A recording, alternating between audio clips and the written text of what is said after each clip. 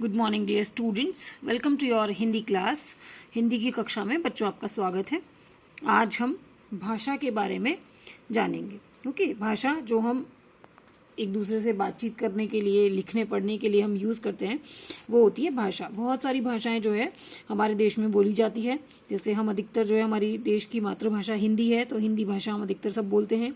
इसके अलावा हमारे देश में अंग्रेजी भाषा भी काफ़ी बोली जाती है और अलग अलग क्षेत्र में जो भाषा होती है वो अलग अलग होती है। क्षेत्रीय भाषाएं जो होती है वो भी अलग अलग होती है। तो इस तरह से हमारे देश में बच्चों बहुत सारी भाषाएं हैं जो बोली जाती हैं। ओके, लेकिन ये भाषा होती क्या है?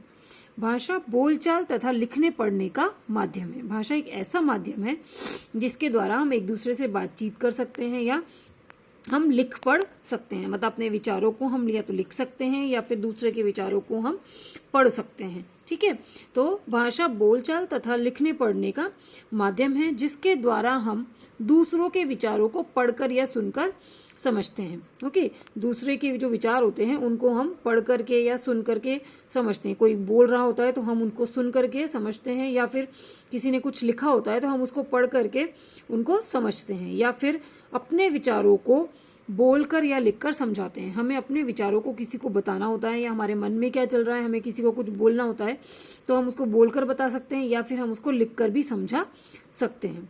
ओके, तो भाषा एक ऐसा माध्यम है जिसके द्वारा हम अपने विचारों को व्यक्त करते हैं। आपके मन में जो भी विचार चल रहे होते हैं, आपको किसी से कुछ भी कहना होता है तो बिना भाषा के आप नहीं कह सकते। ओके, तो भाषा एक ऐसा माध्यम है जिसके द्वारा आप अपने विचारों को, आपके मन के अंदर क्या चल रहा है, आप किसी को क्या कहना चाहते हैं या आपको क्या चीज चाहिए, ओके, तो इन विचारों को हम एक दूसरे के साथ व्यक्त करते हैं या एक दूसरे को बता सकते हैं। ओके, यदि भाषा नहीं होगी तो इशारों से हम जो है अपनी बातों को नहीं समझा सकते। ओके, हमें अपनी बातों को समझाने के लिए भाषा की जरूरत होती है।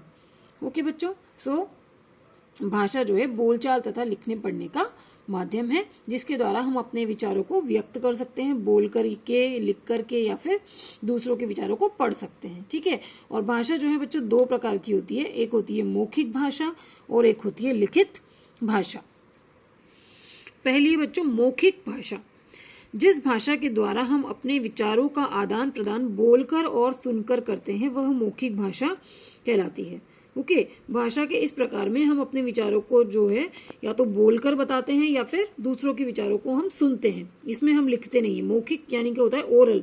ओके, जब हम अपने विचारों को या तो बोलते हैं या दूसरे के विचारों को जब हम सुनते हैं तो इस तरह की जो भाषा होती है वो कहलाती है मौखिक भाषा। जैसे कि आप जब मोबाइल फोन पे बात कर रहे होते हैं तो आप उस टाइम पे मौखिक भाषा का उपयोग कर रहे होते हैं, वो मौखिक भाषा है। ठीक है, क्योंकि उसके अंदर आप कुछ लिख नहीं रहे होते हो, सिर्फ अपनी बात बोल रहे होते हो और दूसरों की बात को आप सुन रहे होते हो। ठीक है, तो मौखिक भाषा जो होती है ऐसी भाषा जिसके द्वारा हम अपने विचारों को बोलकर या सुनकर समझाते हैं, दूसरों के विचारों को सुनकर समझते हैं और अपने विचारों को बोल करके बताते हैं। तो ऐसी भाषा कहलाती है बच्चों मौखिक भाषा। ओके, जब हम किसी से बातचीत कर रहे होते हैं, आपस में बात करते हो तो वो मौखिक भाषा होती है। इसके अलावा जब हम टेलीफोन पे बात कर रहे होते हैं तो वो भी एक तरीके की मौखिक भाषा ही होती है। तो जितना भी हम बातचीत करते हैं किसी एक दूसरे के साथ, वो सारी जो होती है वो कहलाती है मौखिक भाषा।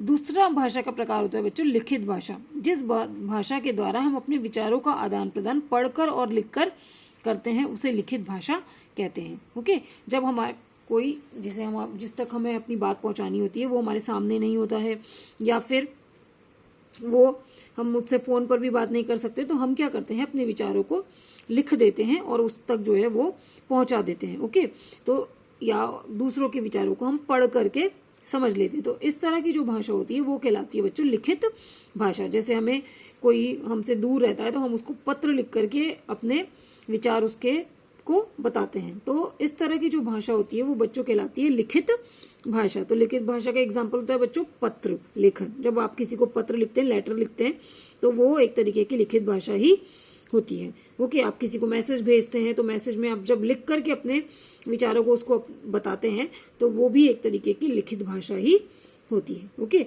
तो ऐसी भाषा जिसमें अपने विचारों का आदान प्रदान हम लिख करके या दूसरे के विचारों को हम पढ़ करके आदान प्रदान करते हैं, तो इस तरह की भाषा कहलाती है बच्चों लिखित भाषा। और लिखित भाषा का एग्जाम्पल है पत्र लेखन।